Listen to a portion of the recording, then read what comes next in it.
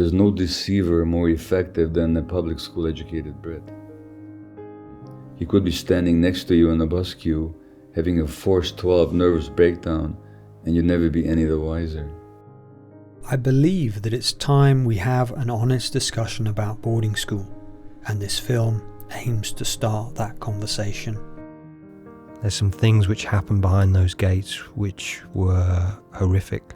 Nick Duffell calls it privileged abandonment. The prospects for bullying are massive. That's why the stories from people of their boarding school experiences are really important. I was tried on 33 different drugs, and in the end I ended up being offered brain surgery. And I get told my dad's died, and then I get made to play the match the next day. And then I get publicly shamed by the teacher for not concentrating. The food was Spartan. I lost a stone in weight during a single term. But the idea that you're serving children a diet that causes them to lose a quarter of their body weight is horrific. So many of our leaders have been to boarding school. Hardened and committed to nothing but power. In ordinary life, they'd be seen as criminals. So we're ruled by the little boys inside this man.